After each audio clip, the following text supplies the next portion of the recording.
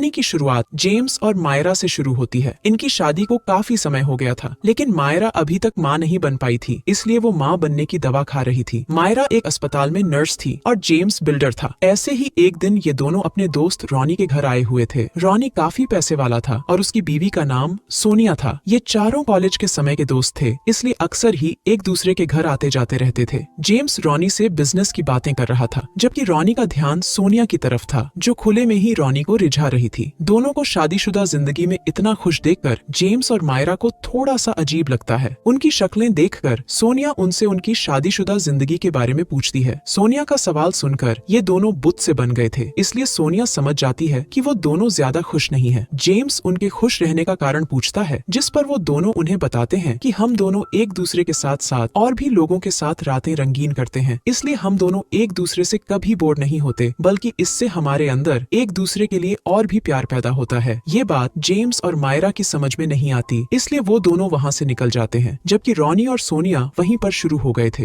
भले ही दोनों को रॉनी और सोनिया की बात अजीब लगी थी, लेकिन उनकी बातों ने दोनों के बदन में आग लगा दी थी, जिस कारण घर आते ही ये दोनों धमाके करने लगते हैं। इसके बाद वो दोनों परिवार बढ़ाने की बात करने लगे। मायरा का मेडिकल टेस्ट बिल्कुल ठीक था, वो माँ बन सकती थी, इसलिए वो जेम्स को टेस्ट करवाने को कहती है ताकि पता चल सके कि किसमें कमी है। अगली सुबह जब मायरा अस्पताल जाने लगती है तो वो दोनों सोनिया और रॉनी के आइडिया के बारे में बात करते हैं, और यही बात मायरा अस्पताल में अपने साथी जेरी के साथ भी करती है। जेरी मायरा की बात सुनकर खुश हो गया था। असल में मायरा को सोनिया का आइडिया काफी अच्छा लगा था। वो एक बार उसके आइडिया को आजमाना चाहती थी, लेकिन थोड़ा सा झिझक रही थी। जेरी उसे समझाता है कि इससे पति पत्नी में प्यार बढ़ता है, क्योंकि वो और उसकी बीवी भी खुली मैरिज में थे। मायरा के लिए ये सब कुछ नया था, इसलिए जेरी उसे इस काम की पहल सोनिया के साथ करने की सलाह देता है। जेरी की बात मानकर मायरा सोनिया से मिलती है। सोनिया उसे बताती है कि इस खुली मैरिज से तुम दोनों एक दूसरे के और भी करीब आ जाओगे, मगर मायरा को इस बात से डर लग रहा था कि कहीं जेम्स उसे धोखा ना देने लगे। इस पर सोनिया उसे समझाती है कि ऐसा कुछ नहीं होगा, क्योंकि तुम दोनों एक ही कमरे में दो अलग अलग लोगों की बाहों में होंगे, जिस कारण तुम दोनों चाहकर भी एक दूसरे को धोखा नहीं दे सकते। मायरा के कहने पर जेम्स भी मान गया था, और इस काम के लिए वो लोग रॉनी और सोनिया को ही चुनते हैं, क्योंकि अगर कुछ गलत हुआ तो पूरा मामला दोस्तों के बीच ही रहेगा। दोनों लड़के बातें कर रहे थे, जबकि मायरा की नजरें सिर्फ रॉनी पर थीं, और सोनिया ये देखकर खुश हो जाती है। रात को जब जेम्स और मायरा अपने घर में थे तो दोनों को सोनिया और रॉनी के मैसेज आते हैं, जिसमें शनिवार की रात को साथ में सोने की बात की गई थी। शनिवार की रात आते ही दोनों उनके घर के बाहर पहुंच गए। जेम्स मायरा से एक बार फिर सोचने को कहता है, जबकि मायरा एक बार किसी और के साथ मजे जरूर करना चाहती थी। जल्दी ही ये दोनों रॉनी के घर के अंदर थे। जेम्स और मायरा थोड़ा सा हिचकिचा रहे थे, जिसे देखकर सोनिया खुद ही जेम्स के पास आकर उसे रिझाने लगती है। जेम्स को किसी और के साथ देखकर मायरा को थोड़ी सी जलन होने लगी, और तभी रॉनी मायरा को गर्म करने लगा। देखते ही देखते ये चारों एक ही कमरे में एक दूसरे की प्यास बुझाने लगे। अगली सुबह मायरा और जेम्स अपने घर में थे। दोनों एक दूसरे को बताने लगे कि उन्हें कल रात कैसा लगा। दोनों को किसी और के साथ करने में काफी मजा आया था, लेकिन इससे इन दोनों के रिश्ते में कोई फर्क नहीं पड़ा था। ऐसे ही एक रात सोनिया और रॉनी इन दोनों को एक क्लब में लेकर आते हैं। यहाँ इन्हीं की तरह खुली मैरिज वाले लोगों की भीड़ लगी पड़ी थी। ये सब देखकर जेम्स तो हैरान होने लगा था, जबकि मायरा की आंखों में अजीब सी चमक नजर आने लगी थी। ये देखकर सोनिया उन्हें याद करवाती है कि हम लोग आपस में धमाके करने आए हैं, न कि किसी और के साथ। इसके बाद ये चारों एक कमरे में आकर एक दूसरे के साथ शुरू हो जाते हैं। सोनिया के बदन में कुछ ज्यादा ही आग थी, जिसे शांत करने के चक्कर में जेम्स इतना थक गया कि वो वहीं पर सो गया। कुछ देर बाद जब उसकी आंख खुलती है तो उसे रॉनी और मायरा कहीं नजर नहीं आते। वो सोनिया को जगाकर उन दोनों को ढूंढने लगा। मायरा दूसरे कमरे में रॉनी के साथ लिपटकर सो रही थी, जिसे देखकर जेम्स को बिल्कुल भी अच्छा नहीं लगता। घर आकर वो मायरा से ये सब बंद करने को कहता है, क्योंकि इन्होंने रूल बनाया था कि चारों एक ही कमरे में रहेंगे, और मायरा ने वो रूल तोड़ दिया था। जब मायरा ये बात सोनिया को बताती है तो वो उससे कहती है कि तुम चिंता मत करो, जल्दी ही जेम्स खुद तुमसे ये सब करने को कहेगा। उसी रात मायरा जेम्स को फोन कर बताती है कि आज उसे अस्पताल में ओवर टाइम करना है, जिस कारण उसे घर आने में देर हो जाएगी। मायरा के बिना जेम्स का घर में मन नहीं लग रहा था कि तभी उसके फोन पर उसी क्लब का एक मैसेज आता है। यहाँ वो पिछली रात सोनिया और रॉनी के साथ मजे करने गए थे। मैसेज देखकर जेम्स क्लब में पहुंच जाता है। यहाँ उसकी मुलाकात ईवा नाम की लड़की से होती है। ईवा की गर्म जवानी देखकर जेम्स के दिल की धड़कनें तेज होने लगी थी। इससे पहले कि जेम्स कुछ बोलता, ईवा उसे चूमने लग जाती है, मगर जेम्स खुद पर काबू कर वहाँ से बाहर आ गया, क्योंकि वो मायरा को धोखा नहीं देना चाहता था। अगले दिन जेम्स मायरा को अपने मेडिकल टेस्ट के बारे में बताता है वो कहता है कि मैं बाप नहीं बन सकता, यानी कमी सिर्फ मुझ में है। ये जानकर मायरा बेहद दुखी हो गई और उसने जेम्स से बात करना भी बंद कर दिया। ऐसे ही एक दिन इनके घर मायरा के नाम पर फूलों का गुलदस्ता आता है, लेकिन उसमें भेजने वाले का नाम नहीं लिखा था। जेम्स के पूछने पर मायरा कहती है कि जरूर ये जेरी ने भेजा होगा, क्योंकि कल मैंने ओवरटाइम करने में उसकी मदद की थी। मगर जेम्स को साले रॉनी पर शक था। मौका मिलते ही वो रॉनी से इस बारे में पूछता है, जिस पर रॉनी कहता है कि मैंने मायरा को कोई फूल नहीं भेजे। जेम्स रॉनी को ये भी बताता है कि जब से मैंने अपने टेस्ट के बारे में मायरा को बताया है, तब से वो मुझसे ठीक से बात नहीं कर रही। मुझे लगता था कि खुली मैरिज के आइडिया से सब कुछ ठीक हो जाएगा, लेकिन यहाँ तो उल्टा ही हो रहा है। जेम्स की बात सुनकर रॉनी उसे समझाता है कि तुम फिक्र मत करो, वक्त के साथ सब ठीक हो जाएगा। आज भी मायरा को अस्पताल से घर आने में देर हो गई थी। जेम्स को उसकी फिक्र होने लगी थी, इसलिए वो अस्पताल में कॉल करता है और फोन जेरी उठाता है। जेम्स को जेरी से पता चलता है कि मायरा तो काफी समय पहले ही चली गई। ये सुनकर जेम्स को मायरा पर शक होने लगा। वो जेरी से पूछता है कि क्या तुमने मायरा को फूल भेजे थे? इस पर जेरी कहता है कि मैंने उसे कोई फूल नहीं भेजे। दूसरी तरफ मायरा क्लब में आ गई थी और यहाँ उसकी मुलाकात रॉनी से होती है। इनकी बातों से हमें पता चलता है कि ये दोनों छुपकर यहाँ मिलते थे और इस खुली मैरिज का आइडिया भी इन दोनों का ही था, क्योंकि इन दोनों का काफी समय से चक्कर चल रहा था। मायरा रॉनी को बच्चे के बारे में भी बताती है, जिसे सुनकर रॉनी बेहद खुश हो जाता है और तभी मायरा कहती है कि तुम्हें मेरे घर पर फूल नहीं भेजने चाहिए थे। जेम्स को मुझ पर शक होने लगा है, लेकिन रॉनी उसे बताता है कि मैंने वो फूल नहीं भेजे थे। ये सुनकर मायरा सोच में पड़ गई कि आखिर वो फूल भेजे किसने। देर रात को जब मायरा घर आती है तो जेम्स उसे बता देता है कि मुझे पता चल गया है कि तुम अस्पताल में नहीं थी। वो आगे कहता है कि मैं ये भी जान गया हूँ कि तुम माँ बनने वाली हो। जेम्स गुस्से में उससे बच्चे के बाप के बारे में पूछता है, जिसे सुनकर मायरा उससे कहती है कि ये बच्चा तुम्हारा ही है, मेडिकल रिपोर्ट गलत थी, तुम बाप बन सकते हो। मगर जेम्स जानता था कि वो कभी बाप नहीं बन सकता। मायरा कहती है कि मैं बच्चे के लिए शॉपिंग करने चली गई थी, इसीलिए आने में देरी हो गई। इससे पहले कि जेम्स उससे कुछ और पूछता, मायरा उसे चूमने लगती है। अगली सुबह जेम्स को अपने घर के बाहर बच्चे की ट्रॉली मिलती है। जेम्स मायरा से पूछता है कि तुमने कितनों को बताया है कि तुम माँ बनने वाली हो? इस पर मायरा कहती है कि इस बारे में सिर्फ हम दोनों ही जानते हैं। मायरा समझ गई थी कि जरूर कोई उस पर नजर रखे हुए है। ऐसे ही एक रात जब जेम्स और मायरा रॉनी के घर खाने पर आए हुए थे, तब उन चारों के फोन पर एक ही मैसेज आता है। मैसेज में जेम्स और ईवा की तस्वीर थी। जेम्स को ईवा के साथ देखकर मायरा बेहद गुस्सा करती है। जेम्स उसे समझाता है कि उस रात मैं वहाँ गया जरूर था, लेकिन मैंने किस करने के अलावा और कुछ नहीं किया। मगर मायरा जेम्स पर यकीन नहीं करती और तभी इनके फोन में एक और मैसेज आता है और इस बार मायरा और रॉनी की तस्वीर थी। ये देखकर मायरा अपना आपा खो बैठती है और वो सब सच सच बताने लगती है। मायरा की सच्चाई ने चारों की जिंदगी में तूफान मचा दिया था। एक रात जब मायरा अस्पताल से घर वापस आती है तो वो देखती है कि घर के बाहर जेम्स बेड से बंधा हुआ है। सामने का माहौल देखकर मायरा के होश उड़ गए थे, क्योंकि उसके सामने सोनिया गण लिए खड़ी थी। ये देखकर मायरा सब समझ गई कि उसे फूल और ट्रॉली सोनिया ने ही भेजी थी। इसी बीच रॉनी भी वहाँ पर आ गया। साले रॉनी को सोनिया ने ही यहाँ पर बुलाया था। सोनिया उन्हें गण दिखाकर अपने अपने कपड़े उतारने को कहती है। असल में सोनिया को पहले से ही रॉनी और मायरा के बारे में पता था और उसी ने क्लब में उनकी तस्वीरें खींची थी, लेकिन तस्वीरें देखने के बाद इन लोगों ने एक दूसरे की प्यास बुझाना बंद कर दिया। उसे इस बात से फर्क नहीं पड़ता था कि उसके पति ने उसे धोखा दिया है। वो तो बस जेम्स से अपनी गुफा में धमाके करवाना चाहती थी और साथ ही रॉनी को मायरा का पानी निकालते हुए देखना चाहती थी। उसकी बात सुनकर चारों एक बार फिर एक दूसरे की प्यास बुझाने लगे। सोनिया ने जेम्स को अभी गर्म करना शुरू ही किया था कि तभी मायरा उसके सर पर हमला कर उसे जान से मार देती है, जिसे देखकर जेम्स और रोनी के होश उड़ गए। कहानी के आखिर में जेम्स ने मायरा को माफ कर दिया था और दोनों फिर से खुशी खुशी रहने लगते हैं और इसी के साथ इस कहानी का यही अंत हो जाता है। हमारी वीडियो देखने के लिए बहुत बहुत धन्यवाद।